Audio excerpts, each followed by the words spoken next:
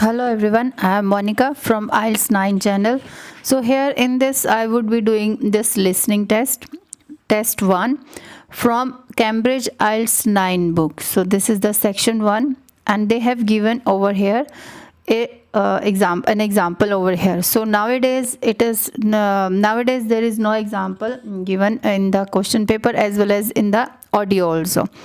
So the title of this job inquiry is like, whenever you get your IELTS question paper, listening, reading and writing and all, so please always just read the instructions carefully. So it is very important to read the instructions, because if you don't read these instruction, you will unnecessarily writing wrong things. Like here it is given, you can write 3 words, means no more than 3 words, and or a number. It means a lot.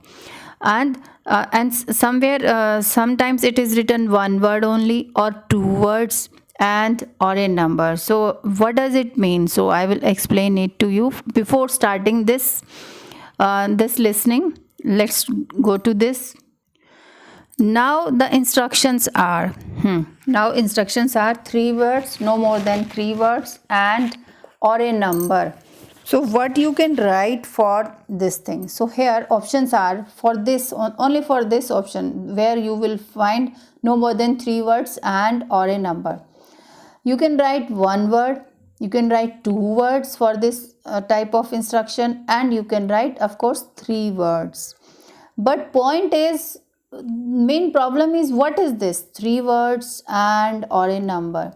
It means you can write 3 words with a combination of and a number. Any number you can just write. Okay, 1 word and a number, you can write number. 2 words and a number, you can adjust. But or a number, it means sometimes in any blank you can write, if the answer is only a number, then you have to write only a number. Don't get confused that here it is written 3 words, 2 words or 1 word, so I have to write this also and this also. No, it is clearly given 3 words and a number. But here and or oblique or means you can write only a number also, or you can write 3 words, 1 word or 2 words also.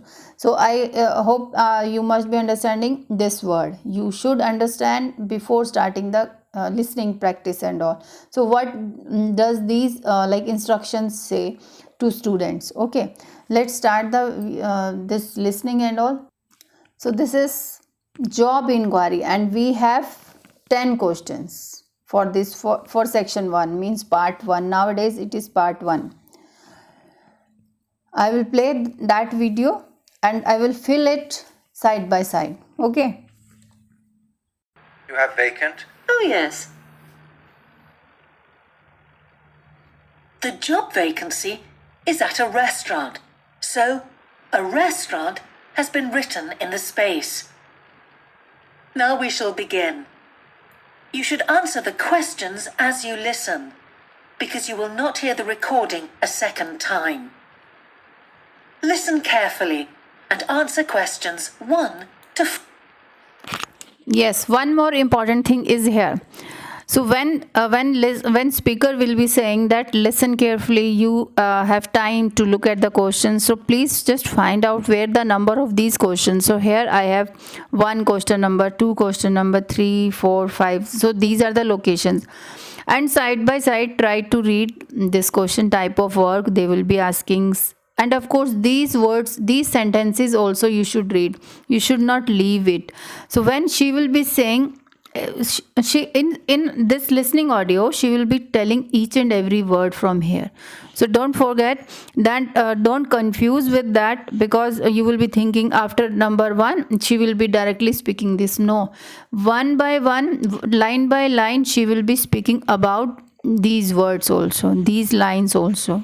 She will be talking about 12 hours per week, work permit she would be talking and also. Okay, so let's start this. Now I am not going to disturb you. in within that listening comprehension.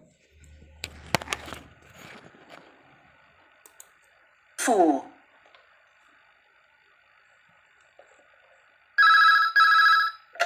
Good evening, King's Restaurant. Good evening. I'm ringing about the job I understand you have vacant. Oh, yes. I'd like to find out a few more details, if I may. Yes, of course. Can I take your name? It's Peter Chin. Okay, Peter. Well, if you want to ask about the job, and then if we're both still interested, we could arrange for you to come for an interview. Great, thanks. I'm afraid I missed the advert for the job, but heard about it from a friend. That's no problem at all. What would you like to know? Well, what sort of work is it? Washing up? It's answering the phone. Oh, right, fine. And not waiting at table. That'd be good. And how many nights a week would it be? Well, we're really only busy at the weekend. So 2 nights? 3, actually, so it would work out at 12 hours a week. That'd be fine. It wouldn't interfere with my studies. Are you at the university? Yes, first-year physics student. Oh, right. And because I'm not an EU national, would I need a work permit? Yes, you would. Just get your tutor to sign it. That wouldn't be a problem if I were to get the job. Where exactly is the restaurant? Well, we have 2 branches. The one we're recruiting for is in Hillsdon Road. I don't know that. How do you spell it, please? It's HILLSDUNNE Road. Got that. Thanks. Is it near a bus stop? Yes, the nearest one would probably be just beside the library. Oh, yes, I know it. That'd be fine for me. And could I ask about the pay? We're offering £4.45 an hour. That's very good. My last job was £3.95 an hour. Before you hear the rest of the conversation, you have some time to look at questions 5 to 10.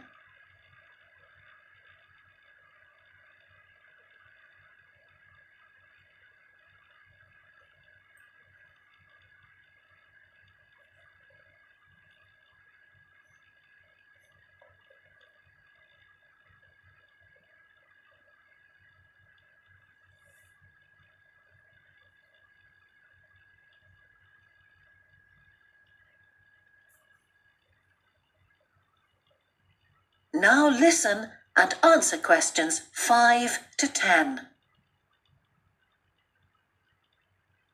We feel it's pretty good, and we also offer some good fringe benefits. Really? Well, we give you a free dinner, so you eat well. Right. Better than hostel food.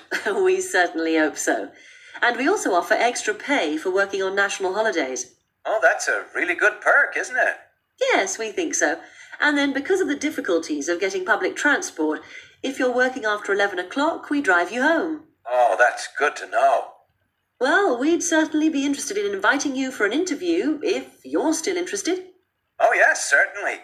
Could I just also ask what qualities you're looking for?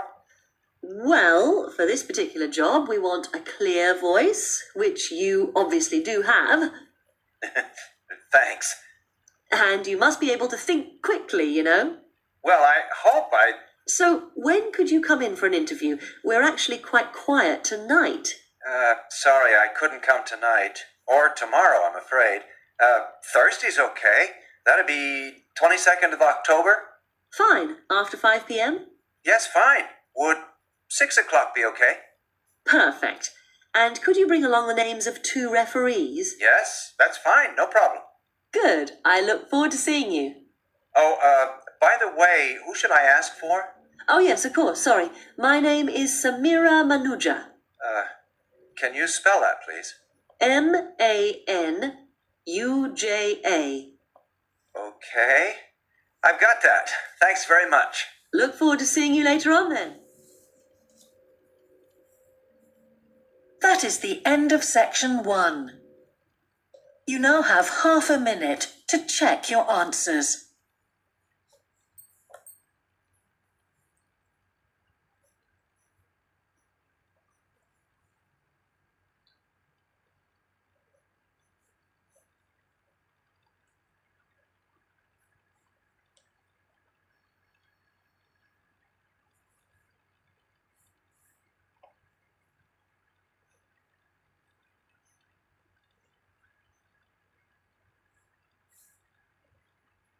Now turn to section 2.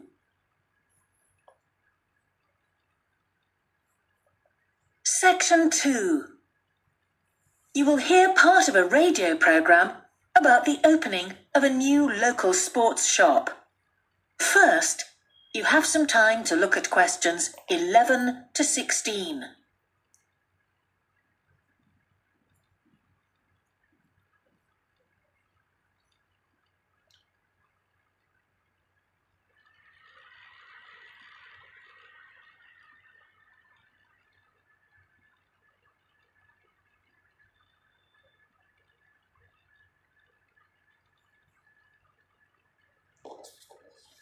Now listen carefully and answer questions 11 to 16.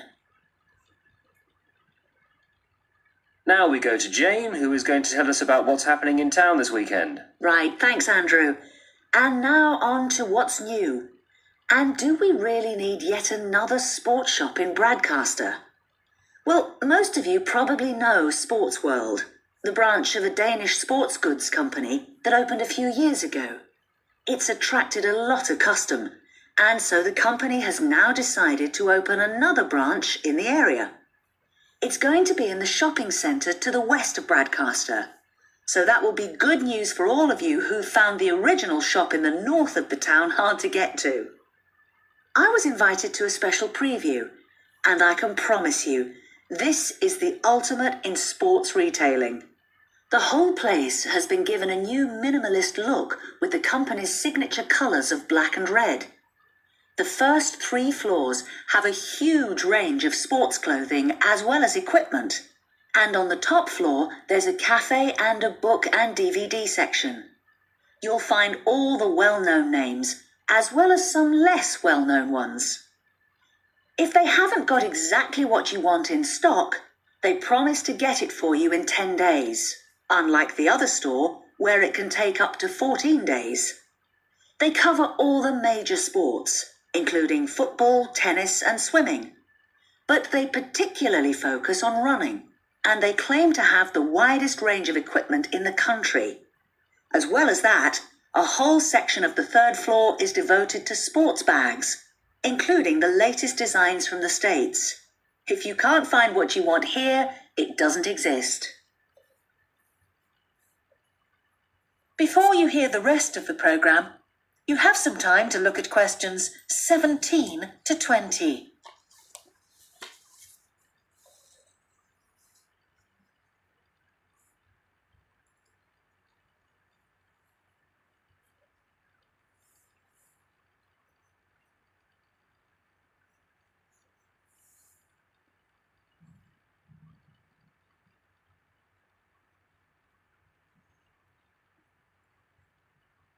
Now listen and answer questions 17 to 20.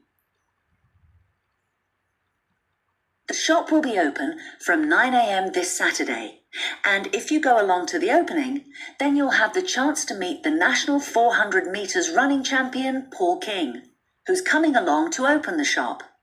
And he will be staying around until about midday to chat to any fans who want to meet him and sign autographs.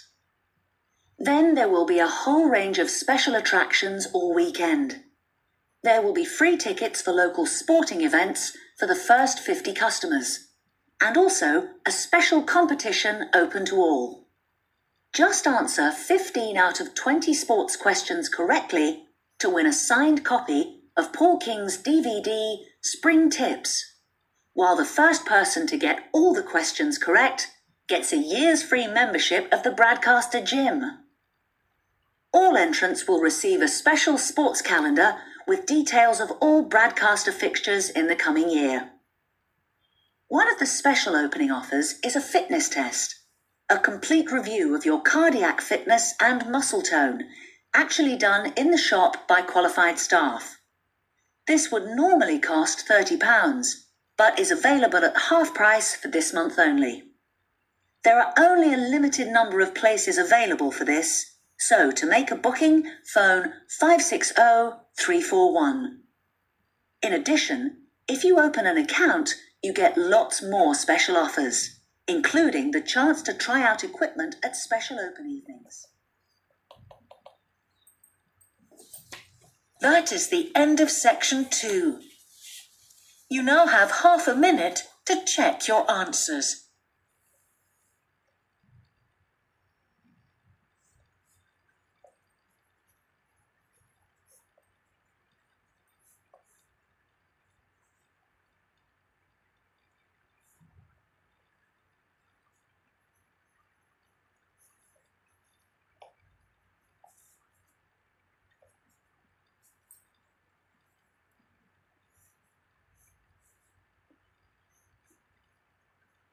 Now turn to section 3. Section 3. 2 overseas students called Spiros and Hiroko have just finished the first semester of their university course. They are discussing with their English language teacher how they coped with the course. First, you have some time to look at questions 21 to 25.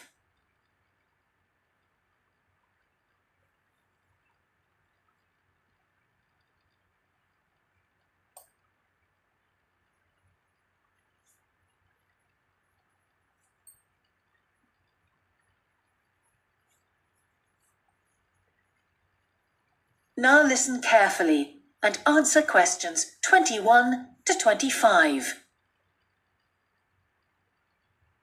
Before we start, Spiros and Hiroko, thanks for coming in today to talk about your recent study experiences, and congratulations to you both in doing so well in your first semester exams. Thank you. I'd like to discuss with you the value of the English for Academic Purposes course you did here last year before starting your university course. Spiros, if I could start with you, what parts of the program have now proved to be particularly valuable to you? I think that having to do a seminar presentation really helped me. For example, a couple of weeks ago in our marketing subject, when it was my turn to give a presentation, I felt quite confident. Of course, I was still nervous, but because I had done one before, I knew what to expect. Also, I know I was well prepared, and I had practiced my timing. In fact, I think that in relation to some of the other people in my group, I did quite a good job, because my overall style was quite professional. What about you, Hiroko? That's interesting. In my group, I was really surprised by the way the students did their presentations. They just read their notes aloud. Can you believe that? They didn't worry about their presentation style or keeping eye contact with their audience. And I remember that these things were really stressed to us in the course here. So, how did you approach your presentation, Hiroko? Well, to speak frankly, I read my notes too. At the time, it was a relief to do it this way, but actually, when I had finished, I didn't feel any real sense of satisfaction. I didn't feel positive about the experience at all. That's a pity.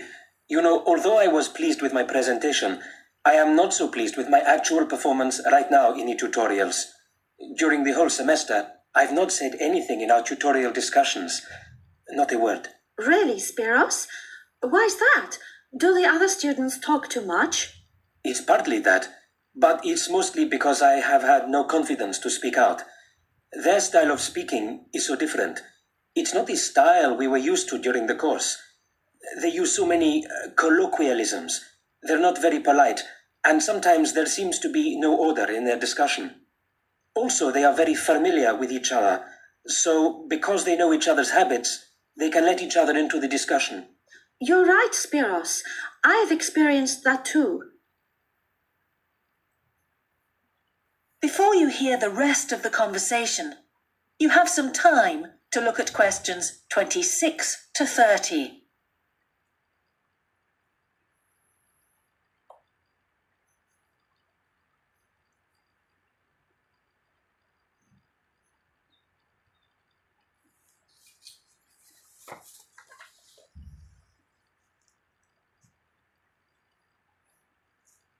Now listen and answer questions 26 to 30. For most of this semester, I've said absolutely nothing in tutorials. But recently, I've been trying to speak up more, and I just jump in. And I've noticed an interesting thing. I've noticed that if they thought my point was interesting or new, then the next time they actually asked for my opinion. And then it was much easier for me to be part of the discussion. Oh, that's great, Hiroko. I hope that happens for me next semester. I'll have to work hard to find some interesting points. What helped you to find these ideas? I think that one thing that helped me with this was the reading. I've had to do so much reading this semester just to help me make sense of the lectures. At first, I couldn't understand what the lectures were talking about, so I had to turn to the books and journals. Every night I read for hours, using the lists of references that were given, and I made pages of notes. At breakfast, I read and read my notes again. This habit has helped me to follow the ideas in the lectures, and it's also given me some ideas to use in the tutorials. But I did so much reading anyway. I don't think there's any time left over for anything extra. My reading speed is still quite slow, though I'm much better at dealing with vocabulary than I used to be. What else do you think we could add to the course program to help with this reading problem? There's not really anything because it's my problem. I remember we were given long articles to read. We didn't like that, but now I realize that reading those long articles was good preparation for the things I need to read now.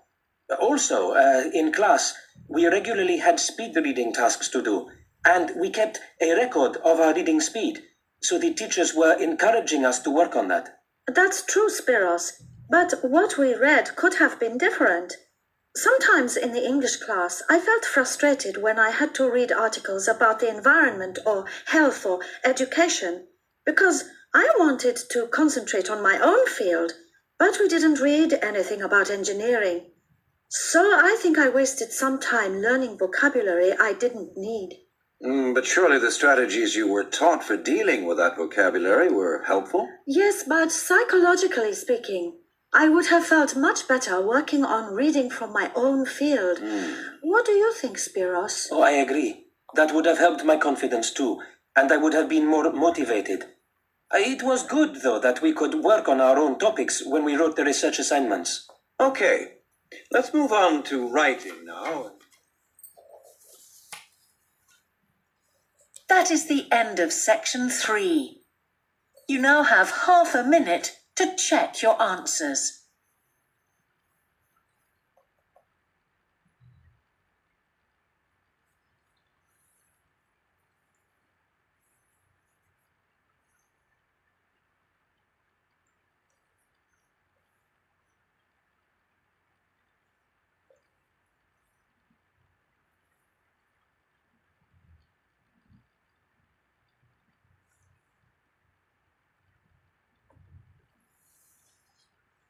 Now turn to section 4.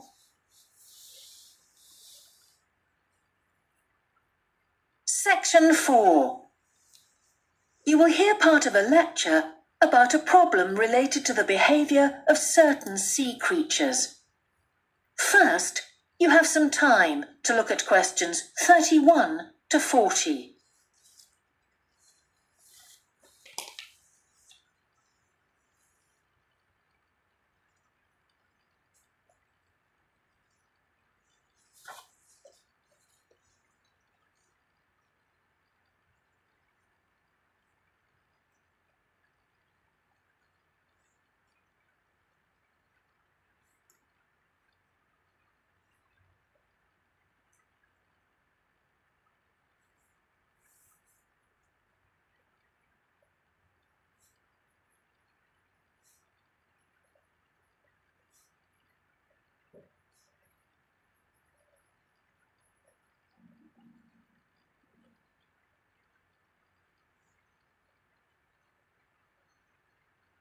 Now listen carefully and answer questions 31 to 40. Good afternoon, everyone. Well, with some of you about to go out on field work, it's timely that in this afternoon's session I'll be sharing some ideas about the reasons why groups of whales and dolphins sometimes swim ashore from the sea right onto the beach and, most often, die in what are known as mass strandings. Unfortunately, this type of event is a frequent occurrence in some of the locations that you'll be travelling to, where sometimes the tide goes out suddenly, confusing the animals. However, there are many other theories about the causes of mass strandings. The first is that the behaviour is linked to parasites. It's often found that stranded animals were infested with large numbers of parasites. For instance, a type of worm is commonly found in the ears of dead whales. Since marine animals rely heavily on their hearing to navigate, this type of infestation has the potential to be very harmful. Another theory is related to toxins or poisons. These have also been found to contribute to the death of many marine animals. Many toxins, as I'm sure you're aware, originate from plants or animals. The whale ingests these toxins in its normal feeding behavior, but whether these poisons directly or indirectly lead to stranding and death seems to depend upon the toxin involved. In 1988, for example, 14 humpback whales examined after stranding along the beaches of Cape Cod were found to have been poisoned after eating tuna that contained saxitoxin, the same toxin that can be fatal in humans.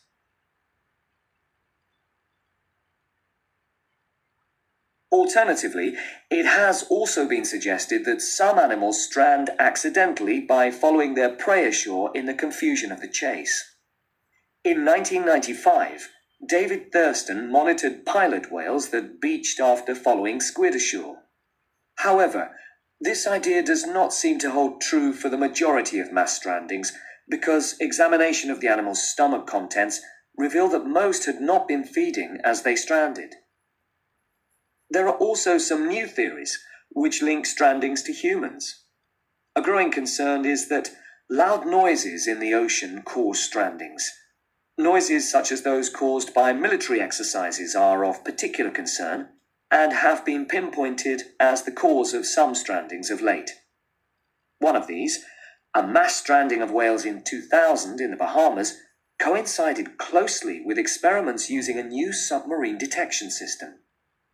There were several factors that made this stranding stand out as different from previous strandings.